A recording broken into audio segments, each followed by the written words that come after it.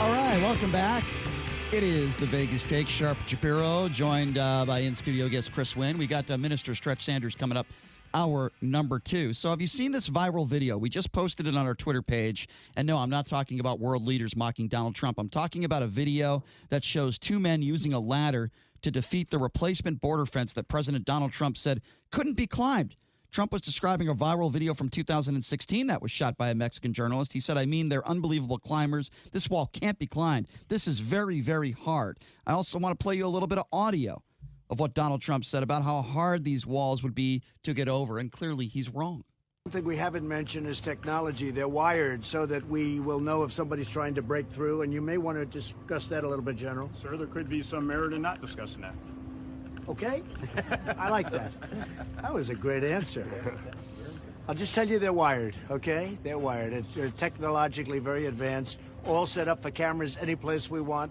We have all of the everything we need, but it's all set up for cameras, for anything. You've been hearing drone technology. They're all wired out for drone technology. Anything you want, we have. And frankly, this is the right time to do it, because to do it later after it's built is very expensive. This way, it's mostly just adding wire.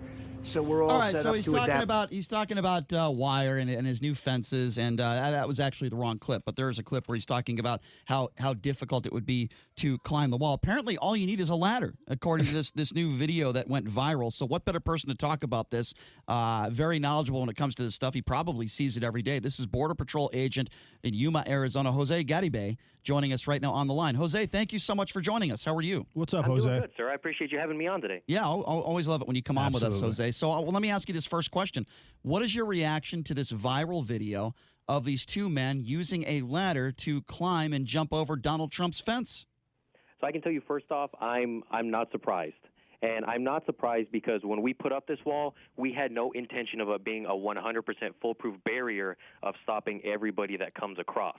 But what it does do is stop the vast majority of people from crossing over, of the demographic of people that we're seeing. Because if you notice in the video, they're 2 very able-bodied young men, probably hopped up on some type of meth or amphetamine to get their heartbeat going, and they're jumping over. But that is not the majority of people that we're seeing here. So we have to have the wall in addition to the wiring inside it, like the president was talking about, the ground detection technology, cameras, manpower, and all that stuff. But the wall itself is definitely not the end-all, be-all. We definitely need a whole conglomerate of things to be able to do our job out here. And, Jose, do you feel like the president understands that? But he goes around every day, and I'm sure you would agree, and I'm trying to not make this political. I don't want to put you in that spot. But he goes around talking about how basically impossible it is to jump this wall. And then we see a viral video of guys that are just lining up a ladder and hopping it. I just think that makes the president look weak. I think it makes us look weak.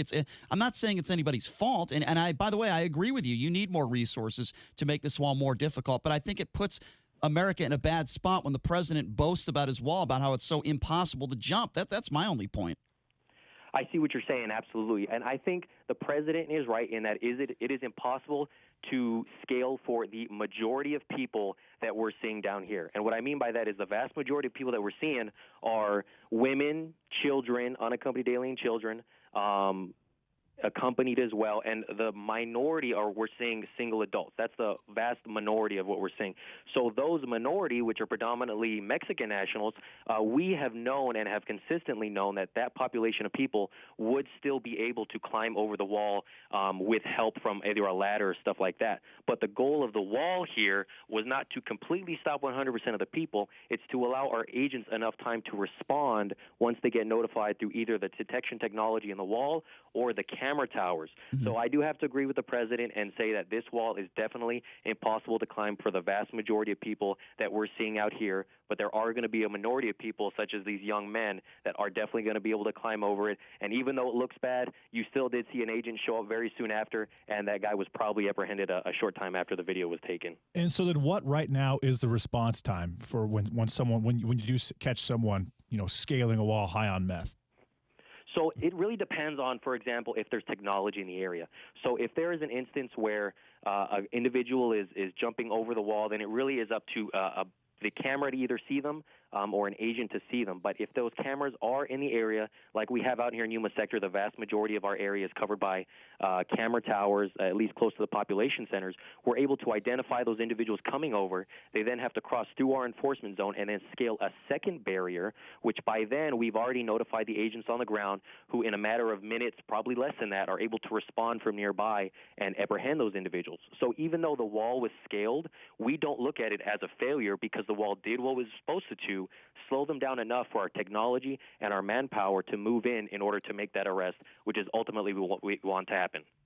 There's been a number of ways that the southern border has been described in the past 2+ years, whether it's a crisis, whether, it's a situation that we need to deal with. From your professional opinion, given, what went down as far as, the caravan and all the, the publicity that went down, as far as the southern border is concerned, what would you describe it as far as the situation right now at the border between Mexico and the United States? I think right now we've kind of seen a dip in this crisis, but at the outset of this, several months ago, almost to a year ago, it was an absolute humanitarian crisis. Mm-hmm. But because the humanitarian crisis overwhelmed our resources, it morphed it into not only a humanitarian crisis, but a border security crisis as well, because our agents, 40 to 50% on any given shift, were no longer able to be out there patrolling the border. They had to be on hospital watch, diaper changing duties, transportation processing. So it pulled them away from the field and allowed these individuals, like you see in the video, able to exploit those gaps in our protection and make it through. So that's what we don't want to happen, and that's why we want the laws to be changed. That way this population of people, the families and unaccompanied alien children, aren't coming here in the first place, and our agents can be back out there, boots on the ground, protecting the border from the actual threats that are coming through that want to do harm to the citizens of the United States. If you're just joining us, we're speaking with a Border Patrol agent out there in Yuma, Arizona, Jose Garibay, who's joining us on the line right now. Okay, Jose, so if you had a chance to speak with the president right now, I guess this is a two-part question.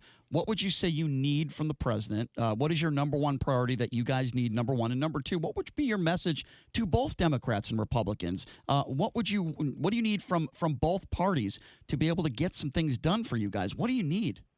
I think if I was to talk to the president right now, I would thank him and his administration and the whole federal government as a whole for giving us the tools that we need in order to be able to get this crisis down to more manageable levels through MPP and putting pressure on Mexico in order to deploy their National Guard. But the single most important thing I think our message would be to Congress, both on the Democratic and Republican side, in order to get the job done, because they need to work together bipartisanly in order to put loopholes, get them closed, and fix the Flores settlement agreement. That way we stop this population of people, the families and unaccompanied alien children, from coming here in the first place, putting themselves in danger, the children in danger, our agents in danger, and overwhelming our immigration system as a whole. Well, Jose, that was pretty well said, and you said the key word there. You need Republicans and Democrats to work together. They're not really working together these days. And but listen, I hope they do, and I really do appreciate you taking some time to join us, Jose. I always appreciate it when you come on our show, and certainly you're a man with a lot of expertise when it comes to this stuff. So we appreciate your side of this, and we hope you do get the help you need. Thank you so much for your time, Jose. We really do appreciate it. Thank you, sir, and thank you, gentlemen, for having me on. I look forward to speaking to you again next time. Thank you, Jose. Thanks a lot, Jose. I really appreciate it. You too. Jose Garibay, he is a Border Patrol agent. Really, it's fascinating to hear from him because he knows what he's talking about. He's actually one of the most well-spoken guests we've ever had on this show. He's great. His answers are very, very concise and complete, and there can't be someone who knows more than him in the United States about what he's talking about. Well, let's go. Can't be. Why don't we take some phone calls? Maybe they're more well-spoken. You never know. The number to call. Here we go. 257-5396 is the number to call. Again, that number is 702-257-5396. Just to give you a rundown on what we've been talking about. We're talking about the video that came out with at NATO where many world leaders were mocking President Trump, and then Trump decided to just leave and get on a plane and do not hold another press conference. And we're talking a little bit about that. And, of course, we were talking about the border fence and how whether easy it could be for two capable men in a ladder to jump the fence. The number to call is 257-5396. Again, that number to call if you'd like to be a part of the conversation, that number 702-257-5396. And why don't we start off with Anna. Anna, you are next on the Vegas Take. Thanks for waiting on hold. How are you? Hello. How are you doing, Brian Sharp? Good. How you doing, JD? Good. Okay, I'm doing great, Anna. Brian thank you so much, JD Sharp. How are you, Star? I want to say this, Brian Shapiro. I've been listening to you lately, and I've been hearing some of the things you have been saying about President Trump. And I will say this. I am a Trump supporter. I love President Trump. And one thing about President Trump, he has never, ever gone out of his way to disrespect you. I sat back and hear everything you say about President Trump. And yes, I do get mad. I have that right. I love President Trump. No matter what he's going through, no matter what he has to go through, we love him and we will stand by our Okay, and that's team. fine. Listen, I would never take that right away from you. You have the right to support President Trump, and I'm willing to get into debate. But I would like to think very eloquently have expressed the reasons why I dislike President Trump. It has 95% not to do with politics and pretty much everything to do with just how he's lived his life, what type of human being he is, the way he treats people, the way he disrespects women, the way he goes after POWs. Do you know him personally? Have you talked to President Trump? Hold on a second. Let me ask you a question. Do you know him personally? Hold on. Do you know Do you know him personally? Did you know Charles Manson personally? The answer is no. Okay. Hold on a second. You made a statement that I disagree with. Stay on the line with me. You don't have to know somebody personally and have personal interactions with them to know that they're a scumbag. Okay. Donald Trump had sex. Nobody give this conversation. Brian's talking to me. Nobody give this conversation. Brian's talking to me. Go ahead, Brian. Okay. Listen, Donald Trump has had several ex-wives. Okay. He has had infidelity in every single one of those marriages. 2 of those wives have admitted that. Certainly Melania is not going to talk about it, but we all know the $120,000 payment because Donald Trump had unprotected sex with a porn star, but it doesn't end there. How about going after a war hero in John McCain? Oh, and by the way, the man that you love dodged the military. Well, I just thought I would add that. How about talking about John McCain and saying that he didn't respect John McCain because John McCain was captured? He was a POW. How about when he was running for president and he put up a picture of Ted Cruz's wife, going after his wife's looks? Okay, and putting Melania Trump's picture right next to him. That is the behavior of a 10-year-old child. He's also gone after Gold Star families, and he's made some terms that some could construe as being racist. Good people on both sides. I mean, I could go on and on. That's the tip of the iceberg you just unloaded right there. Yeah. Now, hold up. Now, I respect what you have to say. I respect that. Okay, I respect what you have to say. I do respect it. I understand where you're coming from. But here's where I'm coming from. It don't matter who Donald Trump makes mad. It don't matter how people feel about him because at the end of the day, he's loved by millions. So you guys could go on and on about, he said this. Paris Hilton. It's the blind love. Yes, okay, it's the blind love. First of all. Okay, but first, it comes down to prioritization. Okay, do you know that Scott Peterson, the man who killed his wife and unborn child, gets love letters in jail? People love him too. So just because people love somebody doesn't mean that everybody loves them and it's the right thing to do. Okay, number one, you have the right to support Donald Trump. I would never take that right away from you. I'm simply giving you the reasons why I think he is a scumbag. Now, if you want to talk about policy, I'll get into that with you. But nobody can convince me, and I mean nobody, that Donald Trump is a good, decent human being. And I don't have to have personal interactions with him face to face to know that. I'm going by facts and his behavior and the way he lived his life, Anna, with all due respect. You know what? I like this so much. I just want to say, you know what? Trump, 2020, he will be reelected, and Michael Avenatti will walk for prison. Have a good day, sweetie.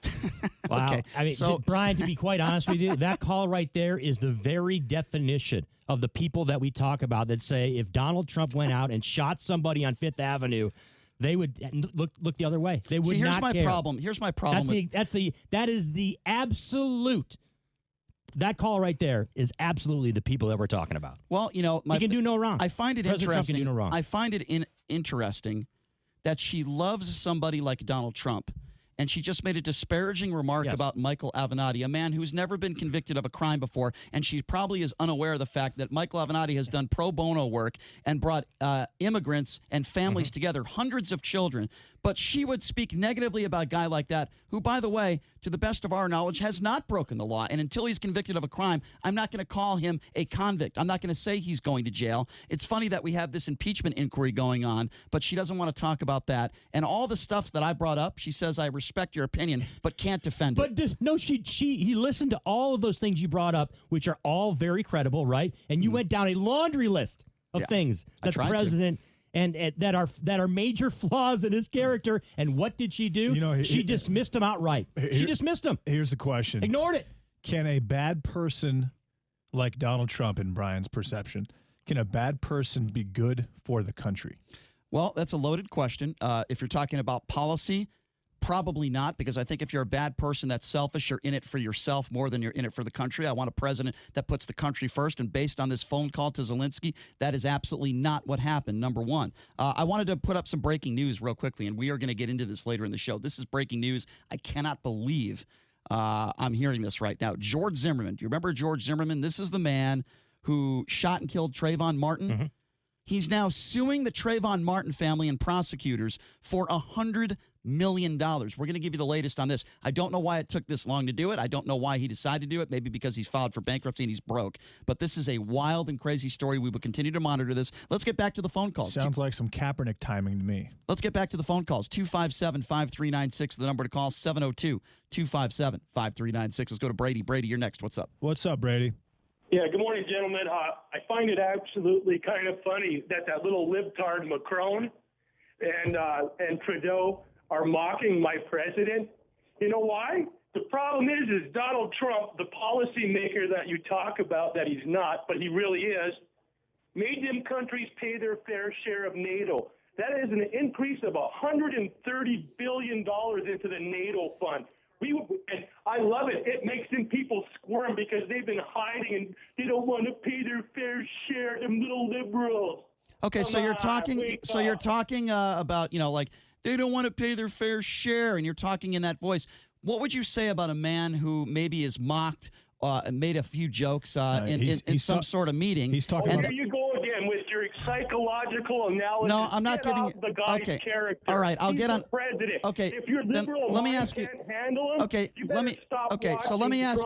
Okay, Brady. So let me ask you a question. All right, Brady, calm down. Okay, take a chill pill. Relax for a second. Let me ask you a question. Okay, let me know when you're done talking so we can have a conversation, because this is a one-way right-wing nut job conversation. Let me ask you a very specific question. Okay, yeah, exactly. Right on. Yes. Have you ever in your life or in the last 3 years said one negative thing or criticized any Republican in your life once? Because you've never done it on this show. And how could anybody take any one of your opinions seriously when you fail to ever criticize the president when it comes to anything? He could molest a child and you probably wouldn't have a problem with it. So why don't you? No, that's not right. You know the funny thing answer is, the question. No. You're not getting off that easy. Answer the question. No. Answer the No. No, Brady, I'm going to pot you down. Pot him down. I don't care whether you're a frickin' independent. I'm asking you a question, and I expect a direct answer. I expect a direct answer right now, Brady. Have you ever, in 3 years, said one negative thing about Donald Trump or a Republican? Because you've never said it on this show. I'm going to give you one chance to answer, and if you don't answer it, I'm moving on to the next call.